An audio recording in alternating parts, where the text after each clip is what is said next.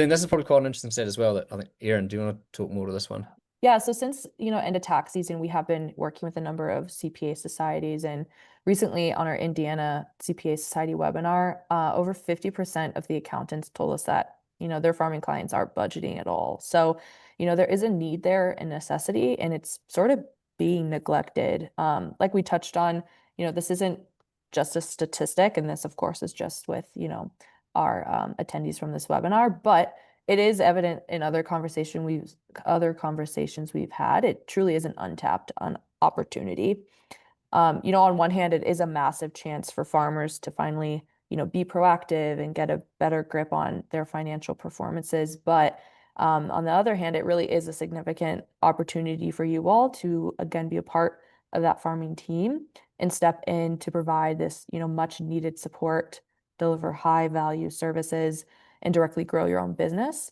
And in a lot of senses, get to work on things that are actually intriguing, engaging, and interesting to y'all, outside of just of the tax and compliance space of your practices. So what do we find is really holding people back from, wanting to implement budgeting and planning? And from our experience, it really comes down to a few barriers. The incomplete or unreliable data you've probably seen, in the loan renewal process, and don't really see how you could scale this opportunity with your farmers. They're probably bringing you a bunch of papers, lots of information, elevator receipts. So again, having that kind of maybe unreliable data feeling. Also, huge issue of time and bandwidth. I mean, both farmers and yourselves are incredibly busy. So traditionally, budgeting has become, complex, time consuming, usually a project at, maybe tax time or for a specific inquiry from them.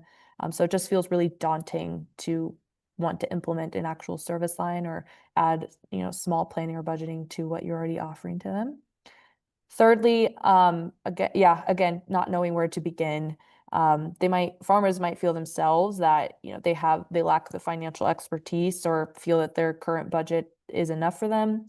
For accountants, it's obviously unsure about, how would we price this, or how would we tailor our traditional services to adding a budgeting aspect, especially to the unique complexities of agriculture. And then lastly, it kind of just ends up being in the too hard basket. We're doing the tax, we're doing the compliance.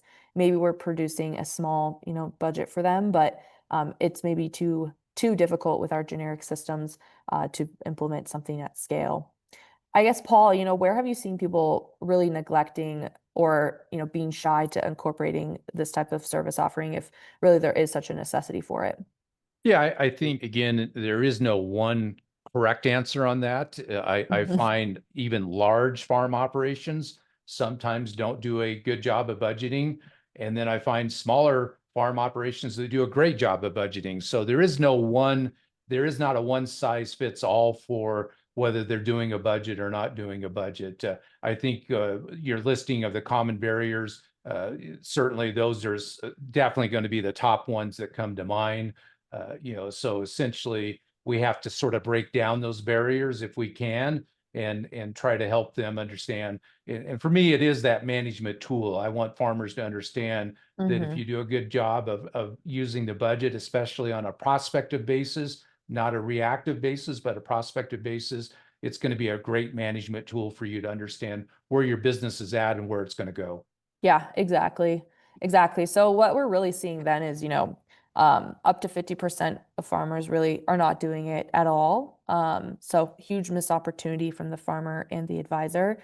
Secondly, they do it in their heads. So they feel that that's sufficient until they need it for a loan or, a large complex project.